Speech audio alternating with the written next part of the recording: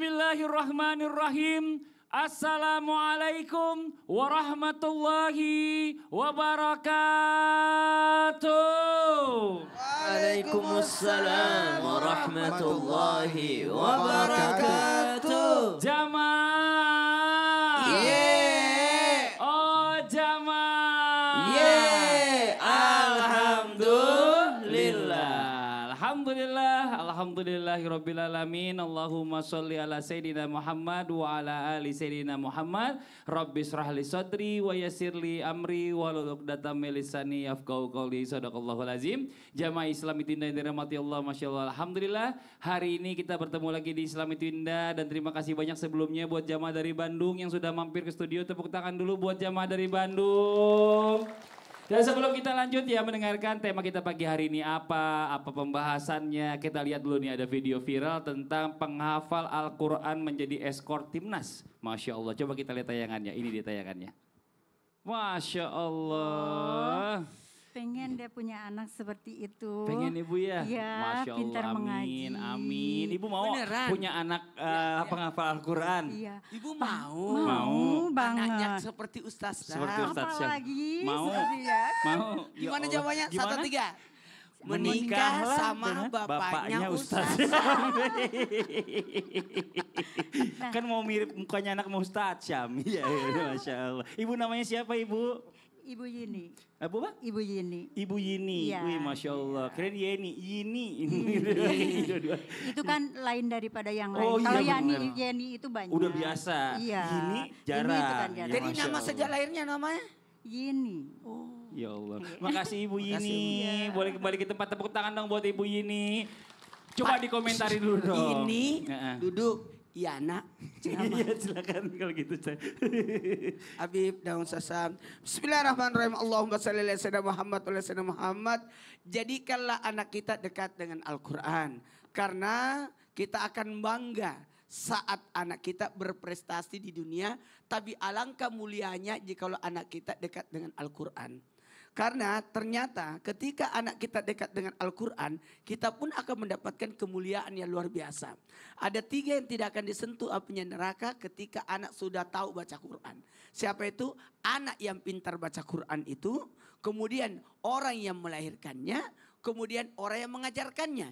Jadi ada 3 yang mendapatkan kemuliaan disebabkan anak itu pintar baca Quran. Maka apalagi kalau menjadi hafiz Quran. Ketika anak itu diberikan kemuliaan. Karena semua yang bersentuhan dengan Al-Quran pasti akan mulia. Nabi yang diturunkan Quran padanya, Nabi termulia. Umat yang diturunkan Quran padanya, umat paling mulia. Bulan yang diturunkan diturunkan Al-Quran, bulan paling mulia. Malam diturunkan Al-Quran adalah malam Lailatul Qadar, malam yang paling mulia. Pokoknya semua akan jadi mulia. Makanya ada 5 keutamaan bagi anak yang hafiz Quran. Yang pertama menjadi khairukum man ta'allamal Quran wa 'allamahu. Sebaik-baik manusia yang mempelajari Al-Quran dan mengamalkannya. Manusia yang terbaik dekat dengan Quran. Kemudian apalagi? Mendapatkan kemuliaan yang luar biasa. Yang paling pantas jadi imam adalah orang yang paling banyak Quran padanya. Hafiz Quran. Ada berapa orang bertunjuk jadi imam? Maka tunjuklah yang paling dekat dengan Quran. Kemudian mendapatkan pahala syafaat yang luar biasa. Bisa menyelamatkan, ada satu riwayat yang mengatakan 10 sampai 60 orang keluarga bisa dimasukkan surga. Masya bersama dengan Allah. dia. Apalagi pahalanya luar biasa. Kemudian mendapatkan doa yang diijabah. Amin. Ya, itulah kemuliaan. Amin. Jadi- Wah ini pas banget nih Ustadz nih ngomongin masalah doa yang diijabah. Doa Kita yang mau bahas diijabah? nih hari ini. Masa? Nanti. Ya makasih banyak tepuk tangan buat Ustadz Maulana. Jamaah. Yeah! Tahu nggak? Enggak. Nggak. Itu belum dikasih tahu. Ya. Kan belum dikasih tahu. Senjata paling ampuh kita sebagai muslim adalah Al-Quran. Doa. Ya Allah. Al-Quran. Mentang-mentang tadi ngomongin Al-Quran. Doa ini adalah senjata yang Masya Allah luar biasa. Paling ampuh buat kita sebagai muslim dan muslim. Tapi ada yang ngerasa mungkin nih doanya katanya kok nggak pernah dijawab, nggak pernah dikabul sama Allah. Nah padahal Allah itu pasti menjawab semua doa-doa kita. Bahkan ya boleh dibilang ada yang dikasih sekarang, ada yang disimpankan untuk nanti. Masya Allah luar biasa. Hari ini nih ya kita coba bahas tentang bentuknya beda-beda jawabannya dari Allah nih. Dijawab di dalam Al-Quran.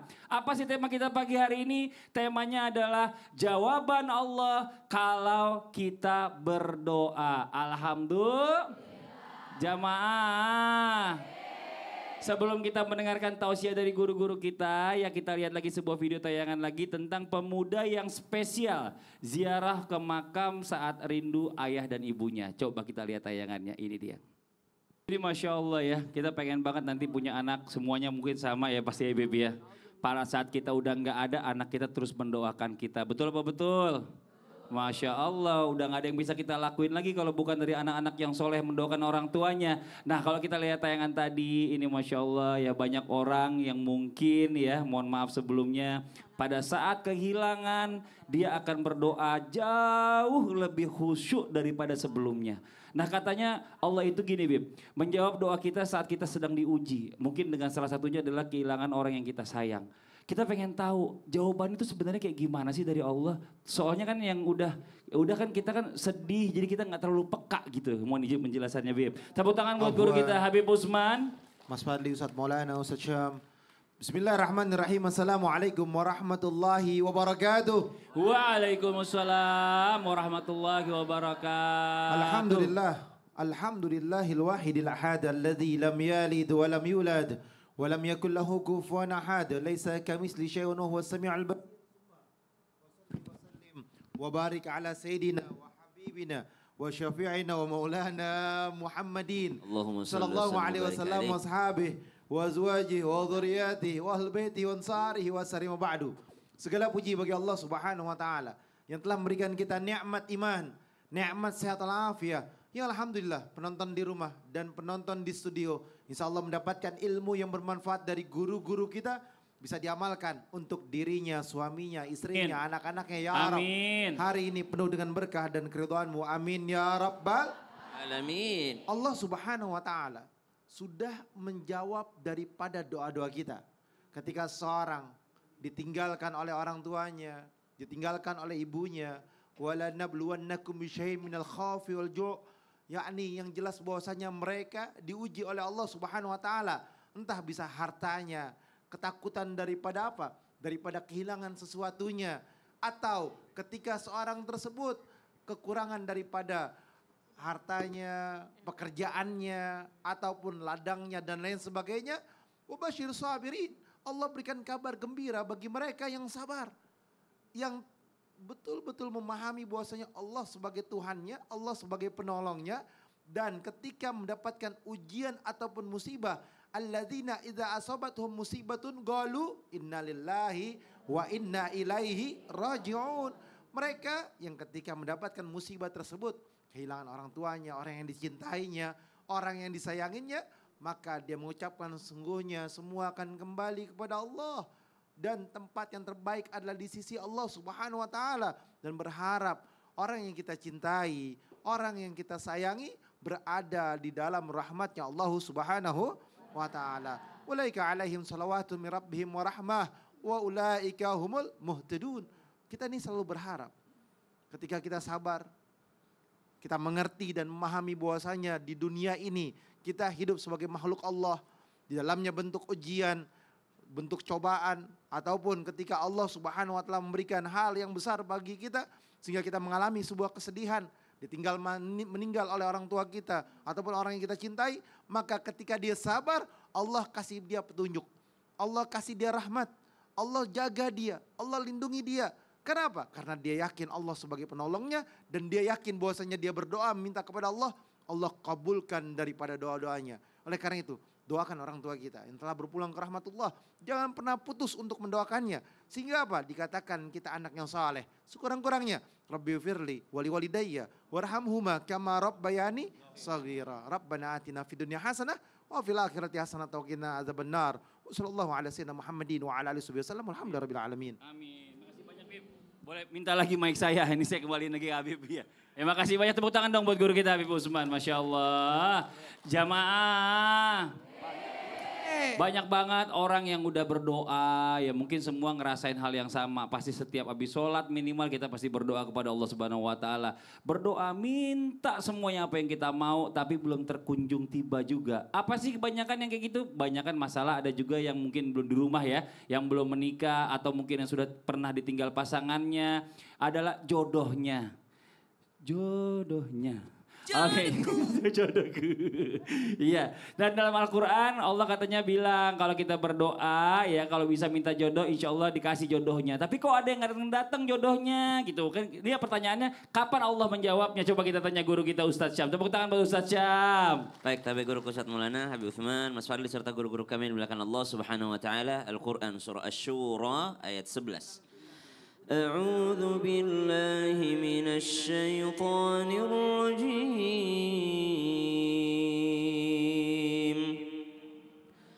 فاطر السماوات والأرض جعل لكم من أنفسكم أزواجا ومن الأنعام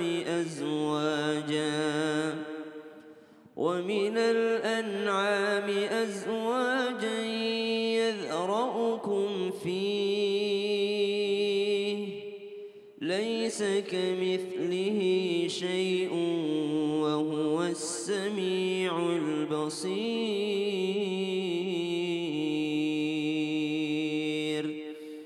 Dialah Allah Subhanahu wa taala yang menciptakan manusia dan manusia beserta pasangannya. Begitu pula hewan-hewan, ternak dan seluruh makhluk ciptaan Allah Subhanahu wa taala yang diciptakan dengan pasangannya masing-masing. Ada manusia, ada hewan ternak, ada pasangannya. Kecuali mungkin sebagian daripada malaikatnya Allah Subhanahu wa taala tidak diberikan pasangan karena memang kerjaannya hanya menyembah Allah Subhanahu wa taala.